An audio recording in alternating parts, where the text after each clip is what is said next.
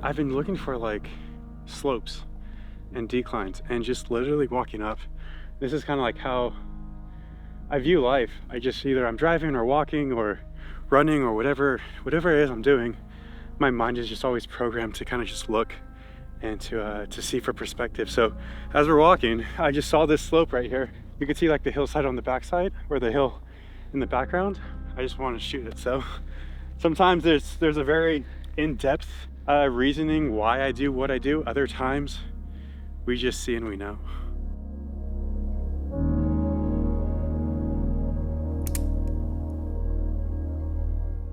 And it's so simplistic as well because even the greens mesh with like the blue so well. So it's only like you're seeing, I don't know, a photo with 2 tones-ish.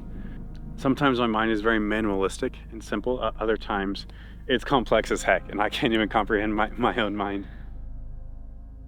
I love the little camper van as well. So I'm gonna try and get that at the bottom right side of the frame.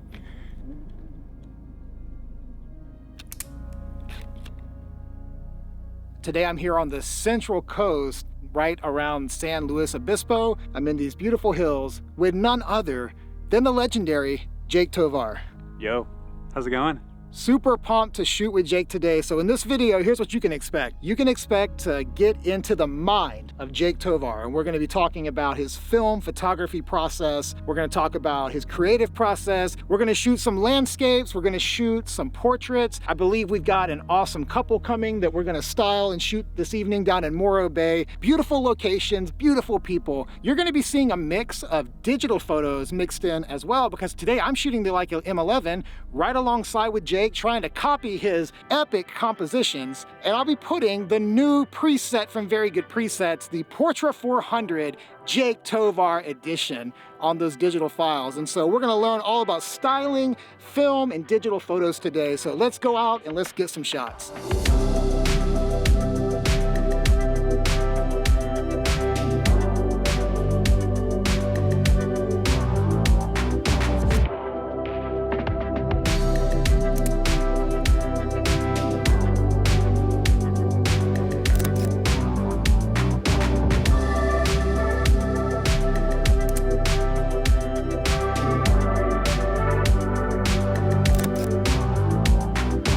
So I'm shooting on a Fuji GA 645W.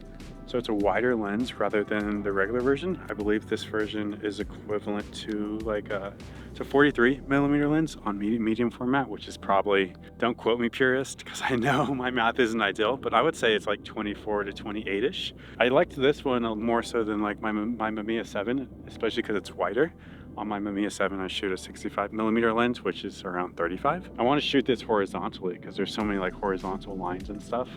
But the road's lovely, and then Morro Rock is right there inside the background. I really enjoy slowing down, and that's why I love landscapes as well.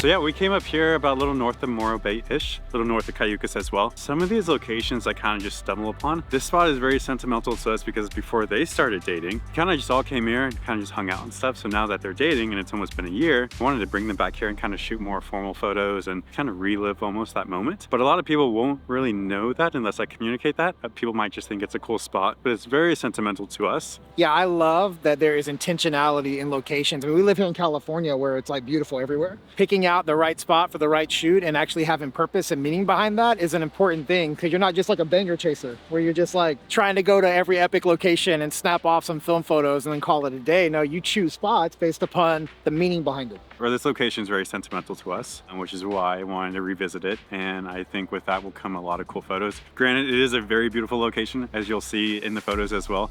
Morro Rock is just right there as well. It's very intentional.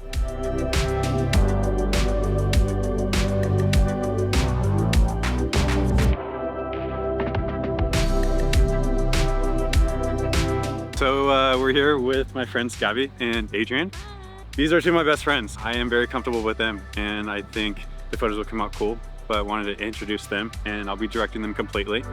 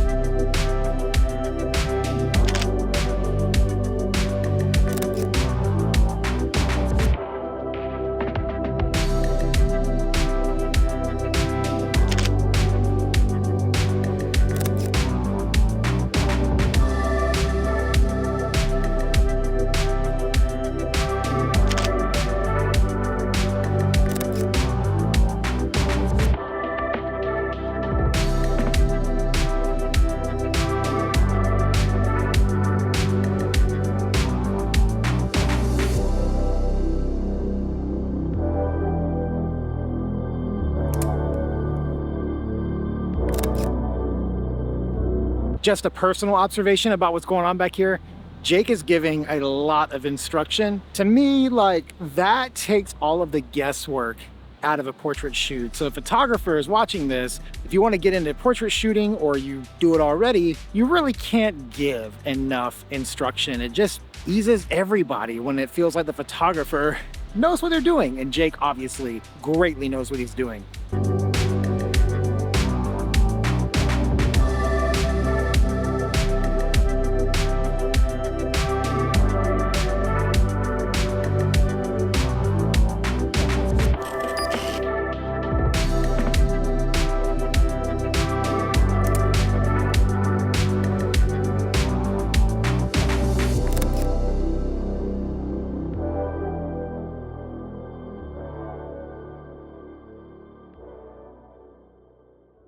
All right, so we're here in one more spot before we wrap today's video. We're here in Morro Bay at Morro Rock, which is like freaking amazing. We're right here at golden hour. Sun is about to go down. We're gonna snag some portraits here, and then I'll be saying good night and goodbye to Jake as I head back up. And I'm gonna show you guys how this new preset looks on my files from the Leica M11, as well as some other digital files that we've got laying around. All right, guys, let's do this final shoot here.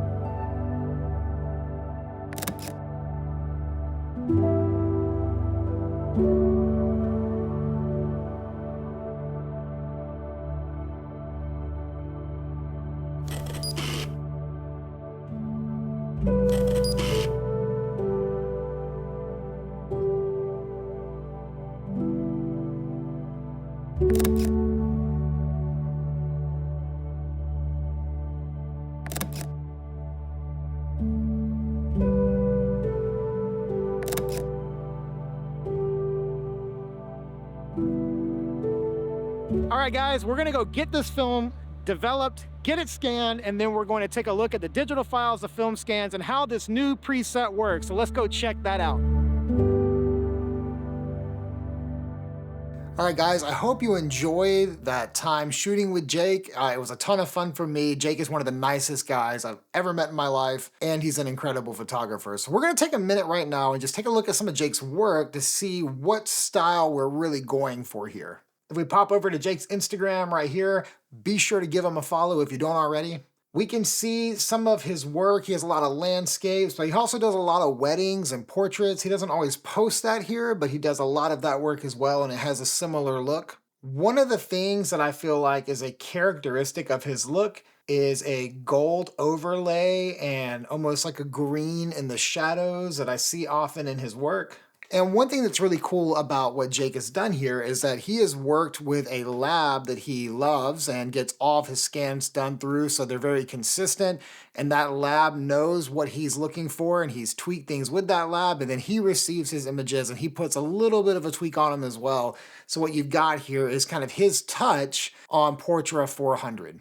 Now, as you saw in the video, Jake shoots both 35 and 120. So this preset is going to be a 2-pack that has Jake's 35 and his 120. What we're going to do now is take a look at a selection of photos and see how the Portra 400 Jake Tovar edition looks in 35 and 120 on just some random photos from landscapes to portraits to weddings and a few other things as well. So we'll start off with the Portra 400 Jake Tovar 35. What you've got here is the main preset, followed by a tweak to the shadows to cool them off, a faded look, an added grain, a high contrast, Kodak white balance, which will white balance the photo according to what the white balance of Portra 400 actually is. And then we push that a little farther and a little warmer if you want to go that direction.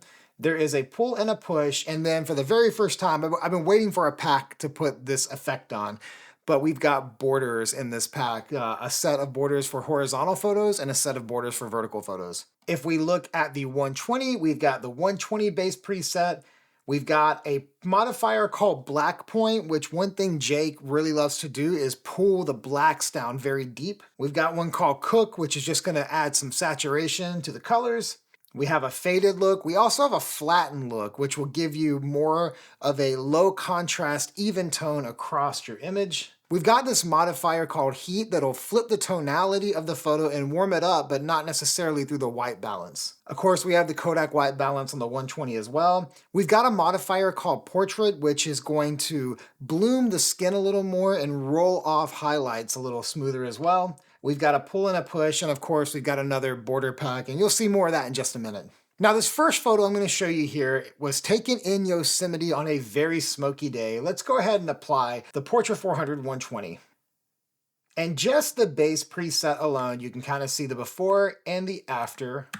It introduces some of those green tones into the shadows. Let's put on Kodak white balance, which is going to daylight white balance this photo. Let's go ahead and add some heat. We'll cook it up as well, get a little more saturation, pull the black point down, maybe flatten it. And let's go ahead and see what we have here. Here's the before and the after. As you'll see here in Jake's photos, in a similar way, we've got kind of a golden overlay across the photo while getting some of that green tone into the shadows. Now let's go ahead and throw a horizontal border on, and already this is ready to ship. It looks great. Here's the before, and here is the after.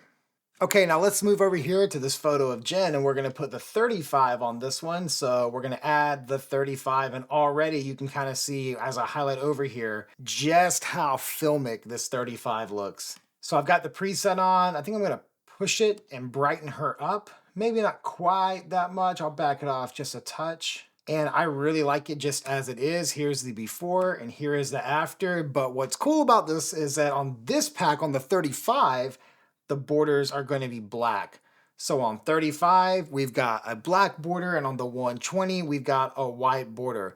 And look, here's the thing. You can use the borders either way. It doesn't have to go with the 35 pack or the 120. In fact, like, they're just borders. You can switch them up as you want.